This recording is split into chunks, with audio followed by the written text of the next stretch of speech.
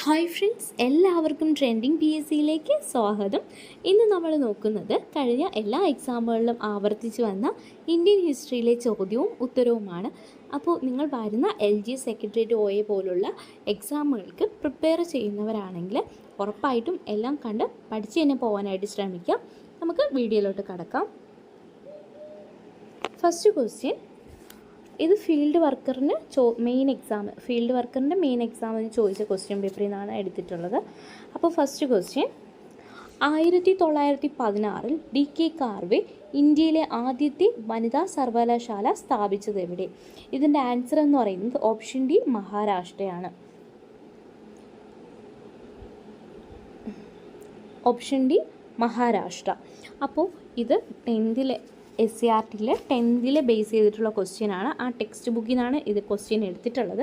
അപ്പോൾ ഈ വർഷവും ഈ വ്യക്തിയും പഠിച്ചു പോവുക. 1916 DK കാർവേ ഇന്ത്യയിലെ ആദ്യത്തെ വനിതാ സർവകലാശാല എവിടെയാണ്? മഹാരാഷ്ട്ര. അടുത്ത ക്വസ്റ്റ്യൻ, ബംഗാളിലെ കർഷകർ നടത്തിയ സന്യാസി കലാപം പ്രമേയമാക്കി രചിച്ച നോവലുകളിൽ ശ്രദ്ധേയം. ഇതിൻ്റെ ആൻസർ എന്ന് പറയുന്നത് ഓപ്ഷൻ ബി ആണ്. ഏതാണ്? ആനന്ദമഠം. ഈ ആനന്ദമഠം, ഈ ക്വസ്റ്റ്യൻ കുറേ പ്രാവശ്യം PYQ ആണ്. അപ്പോൾ ഇത് പഠിച്ചു വയ്ക്കുക. ആനന്ദമഠം രചിച്ചത് ആരാണ്? ബങ്കിം ചന്ദ്ര ചാറ്റർജിയാണ്. ബങ്കിം ചന്ദ്ര ചാറ്റർജി. ഇത് ആനന്ദമഠം എന്ന് പറയുന്നത് എന്താണ്? നോവലാണ് കേട്ടോ, നോവലാണ്. ഇതും ചോദിച്ച ക്വസ്റ്റ്യനാണ്. നോവലാണോ കഥയാണോ എന്താണെന്നുള്ളത്. അപ്പോൾ ആനന്ദമഠം എന്ന് പറയുന്നത് നോവലാണ്. രചിച്ചത് ബങ്കിം ചന്ദ്ര ചാറ്റർജി. ഓക്കെ, അപ്പോൾ ഇത് എന്തിനെ ബേസ് ചെയ്തിട്ടുള്ളതാണ്? സന്യാസി കലാപം. അപ്പോൾ ജസ്റ്റ് ഒന്ന് കണക്ട് ചെയ്തിടുക. ഈ സന്യാസി എന്ത് പ്രമേയമല്ലേ ചോദിച്ചിട്ടുള്ളത്. അപ്പോൾ ഈ സന്യാസിമാർ താമസിക്കുന്നത് മഠത്തിലാണെന്ന് ഓർത്തു വയ്ക്കുക. അപ്പോൾ സന്യാസി കലാപവുമായി ബന്ധപ്പെട്ട നോവലുകളിൽ ശ്രദ്ധേയമാണ് ആനന്ദമഠം. ആനന്ദമഠം രചിച്ചത് ബങ്കിം ചന്ദ്ര ചാറ്റർജിയാണ്. ഓക്കെ, പിന്നെ ഒരു ക്വസ്റ്റ്യൻ ചോദിച്ചിട്ടുള്ളതാണ്, വന്ദേ മാതരം എന്ന ഗാനം എടുത്തിരിക്കുന്ന നോവൽ ഏതാണ്? ആനന്ദമഠം. ഏതാണ്? വന്ദേ മാതരം. വന്ദേ മാതരം. വന്ദേ മാതരം. വന്ദേ മാതരം എടുത്തിട്ടുള്ളതും എവിടെ നിന്നാണ്? ആനന്ദമഠത്തിൽ നിന്നാണ് കേട്ടോ. വന്ദേ മാതരം എന്ന ഗാനം എടുത്തിരിക്കുന്ന നോവൽ ആനന്ദമഠമാണ്. പിന്നെ ഇതിൽ കാണുന്ന ഫസ്റ്റ് ഓപ്ഷൻ നീൽദർപ്പണം എന്താണ്? നീൽദർപ്പണം ആര് രചിച്ച നാടകമാണ്? അതൊരു നാടകമാണ് കേട്ടോ. നീൽദർപ്പണം എന്ന് പറയുന്ന നാടകമാണ്. അപ്പോൾ ഈ നമുക്ക് നീൽദർപ്പൺ നാടകം ആര് രചിച്ചാണ്? അതും PYQ ആണ്. അസിസ്റ്റൻറ്റ് പ്രിസണർ ഓഫീസറിന് ചോദിച്ച എക്സാം ആയിരുന്നു കേട്ടോ 2018. അപ്പോൾ നീൽദർപ്പൺ രചിച്ചത് ദീനബന്ധു മിത്രയാണ് കേട്ടോ. ദീനബന്ധു മിത്ര. അപ്പോൾ നമുക്ക് അടുത്ത ക്വസ്റ്റ്യനിലോട്ട് കിടക്കാം. ഇതെല്ലാം തന്നെ ഏതാണ്? SCRTയിലുള്ളതാണ് കേട്ടോ. SCRT 10th ഒരേ ടെക്സ്റ്റ് ബുക്കിൽ നിന്ന് എടുത്തിട്ടുള്ളതാണ് ഈ ക്വസ്റ്റ്യൻ എല്ലാം. ഓക്കെ, അടുത്ത ക്വസ്റ്റ്യൻ, പ്ലാസി യുദ്ധം ബ്രിട്ടീഷ് ഭരണത്തിൻ്റെ അടിത്തറ ഇട്ടെങ്കിലും ജാലിയൻവാലാബാഗ് സംഭവം ബ്രിട്ടീഷ് ഭരണത്തിൻ്റെ അടിത്തറ ഇളക്കി. ജാലിയൻവാലാബാഗ് സംഭവത്തെക്കുറിച്ച് ഇങ്ങനെ പ്രതികരിച്ചത് ആരാണ്? Option C, Gandhiji. അടുത്ത ക്വസ്റ്റ്യൻ, ദേശീയ പ്രസ്ഥാനത്തിൻ്റെ നഴ്സറി എന്ന് വിശേഷിക്കപ്പെട്ടിരുന്നത്. അപ്പോൾ ഇത് കൺഫ്യൂഷനൊന്നും ആർക്കും കാണില്ല. ഓപ്ഷൻ ഈ, ബംഗാളാണ്. കാരണം എന്താണ്? പണ്ടുകാലത്ത് എല്ലാം തന്നെ അല്ലേ, എല്ലാ ദേശീയ പ്രസ്ഥാനവും ഉടലെടുത്തത് എവിടെ നിന്നാണ്? വ്യക്തികളാവട്ടെ ഓരോ പ്രസ്ഥാനങ്ങളാവട്ടെ എല്ലാം ഉടലെടുത്തത് ബംഗാളിൽ നിന്നാണ്. അതുകൊണ്ട് തന്നെ ദേശീയ പ്രസ്ഥാനത്തിൻ്റെ നഴ്സറി എന്ന് വിശേഷിക്കപ്പെട്ടിരുന്നത് ബംഗാളാണ്. ഓക്കെ, അടുത്ത ക്വസ്റ്റ്യൻ, ദേശീയ സമരകാലത്തെ പ്രധാന പത്രമായ അൽ ഹിലാലിന് നേതൃത്വം നൽകിയത് ആരെന്നാണ്? അപ്പോൾ ഈ ദേശീയ പ്രസ്ഥാനത്തിലെ സമരകാലത്തെ പത്രങ്ങളും വ്യക്തികളും അത് നിർമ്മിച്ച വ്യക്തികളും എഴുത്തുകാരും ഒക്കെ എന്താണ്? ഇമ്പോർട്ടൻ്റ് ആണ്. അപ്പോൾ ഇത് രചിച്ചതാരാണ്? ഓപ്ഷൻ ബി, മൗലാന അബ്ദുൽ കലാം ആസാദാണ്. ഓക്കെ, അപ്പോൾ ഇതുപോലെ കുറച്ച് ഇമ്പോർട്ടൻ്റ് ആയിട്ടുള്ള പത്രങ്ങളൊക്കെ ഉണ്ട്. അപ്പോൾ അത് നമുക്ക് പിന്നൊരു വീഡിയോയിൽ പിന്നൊരു ക്ലാസ്സായിട്ട് അത് ചെയ്യാം. അപ്പോൾ ഇത് ഓർത്ത് വയ്ക്കുക. അൽ ഹിലാൽ എന്ന പത്രം ആരുടെയാണ്? മൗലാന അബ്ദുൽ കലാം ആസാദാണ്. PYQ ആണ് കേട്ടോ. അതുപോലെയാണ് വോയിസ് ഓഫ് ഇന്ത്യ. ആരുടെയാണ് voice of India? Voice of India ആരുടെയാണ്? വോയിസ് ഓഫ് ഇന്ത്യ ആരുടെയാണ്? ഇതൊക്കെ PYQ ആണ് കേട്ടോ. വോയിസ് ഓഫ് ഇന്ത്യ ദാദാഭായ് നവറോജിയുടെയാണ്. അതുപോലെ തന്നെ വന്ദേ മാതരം ആരുടെയാണ്? ലാലാ ലജ്പത് റായ്. അതുപോലെ തന്നെയാണ് മറാത്ത കേസരി എന്ന 2 പത്രങ്ങളും ആരുടെയാണ്? ബാലഗംഗാധര തിലകിൻ്റെയാണ്. ഇതൊക്കെ PYQ ആണ്, ഇനിയും ആവർത്തിക്കുന്നതാണ്. ഓക്കെ, അപ്പോൾ അത് നമുക്ക് അടുത്തൊരു ക്ലാസ്സിൽ ഒരു വീഡിയോ ആയിട്ട് നമുക്ക് തരാം. അടുത്ത ക്വസ്റ്റ്യൻ നോക്കാം. ഇന്ത്യൻ സ്വാതന്ത്ര്യ സമരത്തിൻ്റെ അന്തിമ ലക്ഷ്യം പൂർണ്ണ സ്വരാജ് ആണെന്ന് പ്രഖ്യാപിച്ച കോൺഗ്രസ് സമ്മേളനം. ഇത് PSC പഠിക്കുന്നവർ ആദ്യമേ പഠിക്കുന്നതാണ്, INC ഒക്കെ. അപ്പോൾ ഇത് ഏത് സമ്മേളനമാണ്? ഓപ്ഷൻ എ ലാഹോർ സമ്മേളനം. ഏത് വർഷമാണ്? 1929 ഇതിന് അധ്യക്ഷം വഹിച്ചത് ആരാണ്? 29 അധ്യക്ഷം വഹിച്ചത് ആരാണ്? ജവഹർലാൽ നെഹ്റു ആണ് കേട്ടോ. ജവഹർലാൽ നെഹ്റു 1929 പൂർണ്ണ സ്വരാജ്. ലാഹോർ സമ്മേളനം ഓർത്തു വയ്ക്കുക ഇത്രയും. അടുത്ത ക്വസ്റ്റ്യൻ. ഗാന്ധിജിയുടെ നേതൃത്വത്തിൽ ഇന്ത്യൻ നാഷണൽ കോൺഗ്രസ് നടത്തിയ ആദ്യത്തെ ദേശീയ പ്രക്ഷോഭം ഏത്? ആൻസർ ഏതാണ്? ഓപ്ഷൻ ബി നിസ്സഹരണ സമരമാണ്. അപ്പോൾ INCയും ഗാന്ധിജിയും ചേർന്ന് ആദ്യമായി നടത്തിയ ദേശീയ പ്രക്ഷോഭം ചോദിച്ചാൽ നിസ്സഹരണ സമരവും, എന്നാൽ ഏറ്റവും അവസാനത്തെ ബഹുജന സമരം ചോദിച്ചാൽ അത് ക്വിറ്റ് ഇന്ത്യ സമരമാണ്. 1942 ക്വിറ്റ് ഇന്ത്യ സമരമാണ് ഏറ്റവും അവസാനത്തെ ബഹുജന സമരം എന്ന് പറയുന്നത്. അപ്പോൾ അത് രണ്ടും ഓർത്തു വയ്ക്കാം, തെറ്റിക്കരുത്. ആദ്യത്തേത് നിസ്സഹരണവും അവസാനത്തേത് ക്വിറ്റ് ഇന്ത്യ സമരം 1942 ഓർത്തു വയ്ക്കാം. അടുത്ത ക്വസ്റ്റ്യൻ. താഴെ കൊടുത്തിരിക്കുന്ന പ്രസ്താവനകൾ പരിശോധിച്ച് ശരിയായവ കണ്ടെത്തുക. ഫസ്റ്റ്, പ്രവർത്തിക്കുക അല്ലെങ്കിൽ മരിക്കുക എന്നത് ക്വിറ്റ് ഇന്ത്യ സമരത്തിൻ്റെ മുദ്രാവാക്യമാണ്. ശരിയാണ്. ജാലിയൻവാല ബാഗ് ദുരന്തം നടന്നത് 1921 ഏപ്രിൽ 13 തെറ്റാണ്. ഏത് വർഷമാണ്? 1919 ഓക്കെ. നെക്സ്റ്റ്, 1948 ജനുവരി 20 ഗാന്ധിജിയുടെ നേരെ ഒരു വധശ്രമം നടന്നു. ശരിയാണ്.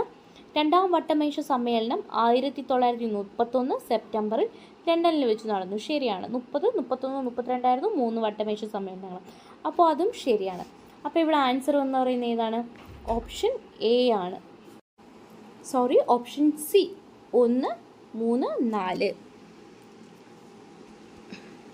അടുത്ത ക്വസ്റ്റ്യൻ. താഴെ കൊടുത്തവയിൽ ഖാൻ അബ്ദുൽ ഖാഫർ ഖാനുമായി ബന്ധപ്പെട്ട ശരിയായ പ്രസ്താവന ഏത്? അതിർത്തി ഗാന്ധി എന്ന പേരിൽ അറിയപ്പെട്ടു. ശരിയാണ്. 1988 ജനുവരി 20 അന്തരിച്ചു. ശരിയാണ്. 1987 ഭാരതരത്നം ലഭിച്ചു. ശരിയാണ്. ഹുദായ് ഹിദ്മത്ത് ഗാർ എന്ന സംഘടന രൂപീകരിച്ചു. അപ്പോൾ ഇവിടെ ആൻസർ എന്ന് പറയുന്നത് ഓപ്ഷൻ ഡി ആണ് എല്ലാം. അപ്പോൾ ഇദ്ദേഹത്തിൻ്റെ NCERTയിൽ കുറച്ച് പോയിൻറ്റും കൂടെ പറയാം, അറിഞ്ഞിരിക്കുക. അദ്ദേഹം ഇപ്പോൾ ഒരുപാട് എക്സാമുകളിൽ ലേറ്റസ്റ്റ് ആയിട്ട് ഇദ്ദേഹത്തെ പറ്റി ചോദിക്കുന്നുണ്ട്. അപ്പോൾ ഭാരതരത്നം ലഭിച്ച ആദ്യ വിദേശീയനാണ് ഇദ്ദേഹം എന്ന് പറയുന്നത്. അപ്പോൾ വർഷം എന്തായാലും ഓർത്തു വയ്ക്കുക, 1987. ഇദ്ദേഹം ഇന്ത്യ വിഭജനത്തെ ശക്തമായി എതിർത്ത ഇദ്ദേഹം 1948 മുതൽ 1956 വരെ പാകിസ്ഥാനിലെ വീട്ടുതടങ്കലിലായിരുന്നു ഇദ്ദേഹം കഴിഞ്ഞിരുന്നത്. ഓക്കെ. അപ്പോൾ അതുമല്ല, ഗാന്ധിജിയുടെ സത്യാഗ്രഹം എന്ന ആശയം ഏറ്റെടുത്താണ് ഇദ്ദേഹത്തിൻ്റെ സംഘടനയൊക്കെ രൂപീകരിച്ചത്. ഓക്കെ. 1987 ഭാരതരത്നം ലഭിക്കുന്നു. 1988 ഇദ്ദേഹം മരിക്കുന്നത്. അഫ്ഗാനിസ്ഥാനിലെ ജലാലാബാദിൽ വെച്ചാണ് അദ്ദേഹത്തെ സംസ്കരിക്കുന്നത്. ഓക്കെ. അപ്പോൾ ഇത്ര ഓർത്ത് വയ്ക്കുക. ഓക്കെ, അടുത്ത ക്വസ്റ്റ്യനിലോട്ട് കിടക്കാം. ഇന്ത്യയുടെ വടക്കു പടിഞ്ഞാറൻ പ്രദേശങ്ങളിൽ നിരവധി സമരങ്ങൾക്ക് നേതൃത്വം നൽകുകയും ദ്വിരാഷ്ട്രവാദത്തെ ഇന്ത്യയുടെ വിഭജനത്തെയും എതിർക്കുകയും ചെയ്ത നേതാവ്, പിന്നീട് ഇന്ത്യ ഗവൺമെൻറ്റിൻ്റെ പരമോന്നത ബഹുമതിയായ ഭാരതരത്നം ലഭിക്കുകയും ചെയ്ത വ്യക്തി ആര്? നമ്മൾ ഇപ്പോൾ പറഞ്ഞതേ ഉള്ളൂ. ആരാണ് അത്? ഓപ്ഷൻ ഡി ഖാൻ അബ്ദുൽ ഖാഫർ ഖാനാണ് അല്ലേ. അതുകൊണ്ടാണ് ഇദ്ദേഹത്തെ അതിർത്തി ഗാന്ധി എന്ന പേരിൽ അറിയപ്പെടുന്നത്. ഇന്ത്യയുടെ വടക്കു പടിഞ്ഞാറൻ പ്രദേശങ്ങളിൽ നിരവധി സമരങ്ങൾക്ക് നേതൃത്വം ചെയ്തത് കൊണ്ടാണ് ഇദ്ദേഹത്തെ എന്തെന്നറിയപ്പെടുന്നത് അതിർത്തി ഗാന്ധി എന്ന പേരിൽ അറിയപ്പെട്ടു. ഭാരതരത്നം ലഭിച്ച വർഷം ഓർത്തു വയ്ക്കുക, 1987 87 ഭാരതരത്നം കിട്ടി. അടുത്ത വർഷം 88 അദ്ദേഹം മരിക്കുകയായിരുന്നു. ഓക്കെ. അപ്പോൾ അത്രയും കാര്യങ്ങളൊന്ന് ഓർത്തു വയ്ക്കുക. ഇദ്ദേഹം പാകിസ്ഥാനിലെ ഒരു വീട്ടുതടങ്കലിലാണ് ഇദ്ദേഹത്തിൻ്റെ 48 മുതൽ ഇദ്ദേഹത്തിൻ്റെ ജീവിതം കഴിച്ചു കൂട്ടിയത്. ഓക്കെ, അതൊക്കെ ഒന്ന് ഓർത്തു വയ്ക്കുക. അടുത്ത ക്വസ്റ്റ്യൻ. ചുവടെ തന്നിരിക്കുന്നവരിൽ ആരാണ് ഇന്ത്യൻ സമര കാലഘട്ടത്തിലെ മിതവാദി നേതാക്കളിൽ ഉൾപ്പെടാത്തത്?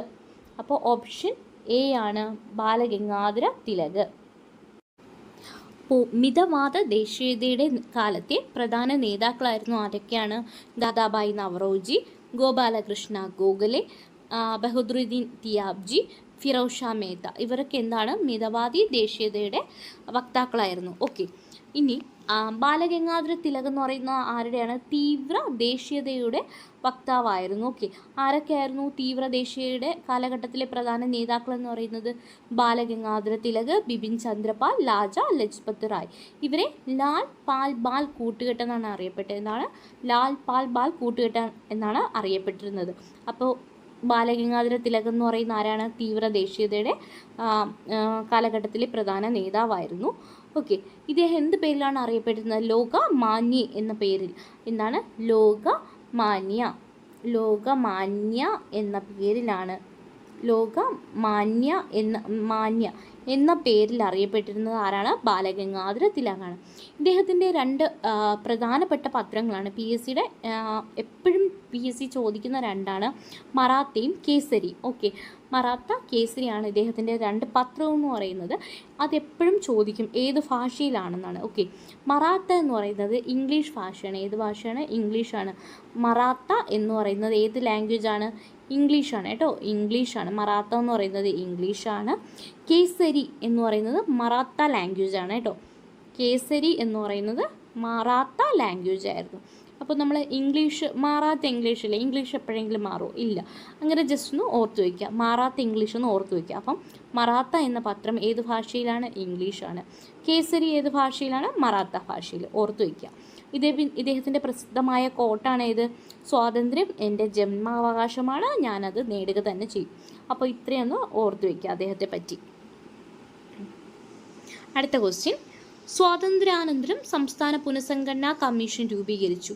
ഇതുമായി ബന്ധപ്പെട്ട താഴെ കൊടുത്ത പ്രസ്താവനകൾ ശരിയേത്?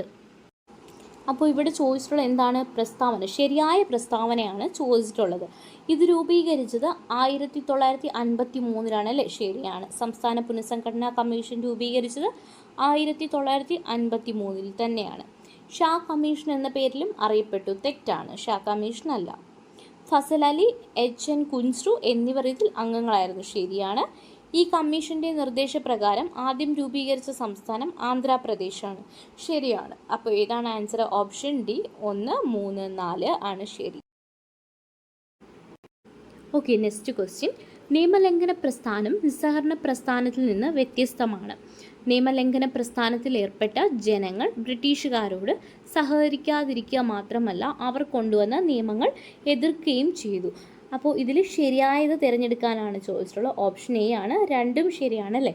അപ്പോൾ നിസ്സഹകരണ സമരം എന്താണ്? ഗാന്ധിജിയുടെ നേതൃത്വത്തിൽ INC ആയിട്ട് നടത്തിയ ആദ്യത്തെ ദേശീയ പ്രക്ഷോഭമാണ് നിസ്സഹകരണ സമരം എന്ന് പറയുന്നത്. നിസ്സഹകരണ സമരം പ്രധാനമായി ഊന്നൽ നൽകിയത് എന്താണെന്ന് അറിയുമോ? ബഹിഷ്കരണത്തോടൊപ്പം ബ്രിട്ടീഷുകാർ കൊണ്ടുവന്ന ഓരോ വസ്തുക്കളെയും ബഹിഷ്കരിക്കുന്നതിനോടൊപ്പം ഇന്ത്യയിൽ തന്നെ നിർമ്മിക്കുവാനായിട്ട് ഓരോ പ്രോഡക്റ്റും ഇന്ത്യയിൽ തന്നെ സ്വയം ഉൽപ്പാദിപ്പിക്കാനായിട്ടും ഈ നിസ്സഹകരണ സമരത്തിലൂടെ അവർ തീരുമാനിച്ചു. ഓക്കെ, അപ്പോൾ ബഹിഷ്കരണത്തോടൊപ്പം നിർമ്മാണ പ്രവർത്തനങ്ങൾക്ക് ഊന്നൽ നൽകിയ ഒരു പ്രക്ഷോഭമായിരുന്നു നിസ്സഹകരണ സമരം എന്ന് പറയുന്നത്. ഇതിൻ്റെ ഭാഗമായിട്ടാണ് ഇന്ത്യക്കകത്ത് ദേശീയ വിദ്യാലയങ്ങളായ കാഷ്യ വിദ്യാപീഠം, ഗുജറാത്ത് വിദ്യാപീഠം, ജാമ്യ മില്യ തുടങ്ങിയ വിദ്യാഭ്യാസ സ്ഥാപനങ്ങൾ രൂപീകരിക്കാൻ കാരണമായത് ഈ നിസ്സഹകരണ സമരമായിരുന്നു. ഓക്കെ, അപ്പോൾ അതൊക്കെ ഒന്ന് ഓർത്തു വയ്ക്കാം. ഓക്കെ, അടുത്ത ക്വസ്റ്റ്യൻ, ഇന്ത്യയിലെ ആദ്യത്തെ സ്ത്രീ സർവകലാശാല എവിടെയാണ് സ്ഥിതി ചെയ്യുന്നത്? നമ്മൾ ഇതിന് മുന്നേ ഈ ക്വസ്റ്റ്യൻ പറഞ്ഞായിരുന്നു. അപ്പോൾ എവിടെയാണ്? Option D Maharashtra. അപ്പോൾ ഞാൻ പറഞ്ഞു ഇമ്പോർട്ടൻ്റ് ആണ്. അപ്പോൾ ഇയറും ഇമ്പോർട്ടൻ്റ് ആണ്. ഏത് വർഷമാണ്? 1916. DK കാർവേ. ഓർത്തു വയ്ക്കുക, 1916 മഹാരാഷ്ട്രയിൽ DK കാർവേ ആണ് ഇന്ത്യയിലെ ആദ്യത്തെ സ്ത്രീ സർവകലാശാല രൂപീകരിച്ചത്. Okay, next question, Swaraj party സ്ഥാപിച്ചത് ആരൊക്കെയാണ്? ഇതൊക്കെ എത്രയോ വർഷമായിട്ട് PSC ചോദിക്കുന്നതാണ്. ഓക്കെ, അപ്പോൾ ഇതിൻ്റെ ആൻസർ എന്ന് പറയുന്നത് ഓപ്ഷൻ എ ആണ്. CR ദാസും മോത്തിലാൽ നെഹ്റു. CR ദാസ്, മോത്തിലാൽ നെഹ്റു. അപ്പോൾ നമ്മൾ ഒരു വിധത്തിലുള്ള നമ്മൾ കുറച്ചേ എടുത്തിട്ടുള്ള ക്വസ്റ്റ്യൻ പേപ്പർ, എന്നാലും ലേറ്റസ്റ്റ് ആയിട്ടുള്ള ക്വസ്റ്റ്യനാണ് ഇത് എടുത്തിട്ടുള്ളത്. 2024 ചോദിച്ച ക്വസ്റ്റ്യൻ പേപ്പറാണ് കളക്ട് ചെയ്തിട്ടുള്ളത്. അപ്പോൾ നിങ്ങൾക്ക് വീഡിയോ എന്തായാലും ഉപകാരപ്പെട്ടിട്ടുണ്ടെങ്കിൽ ലൈക്ക് ചെയ്യാൻ ശ്രമിക്കുക, സബ്സ്ക്രൈബ് ചെയ്യാനും കൂടെ ശ്രമിക്കുക. ഓക്കെ, എന്തായാലും ഇനി പുതിയൊരു വീഡിയോ ആയിട്ട് നമുക്ക് അടുത്ത് കാണുന്നതായിരിക്കും. എല്ലാവർക്കും നന്ദി, നമസ്കാരം.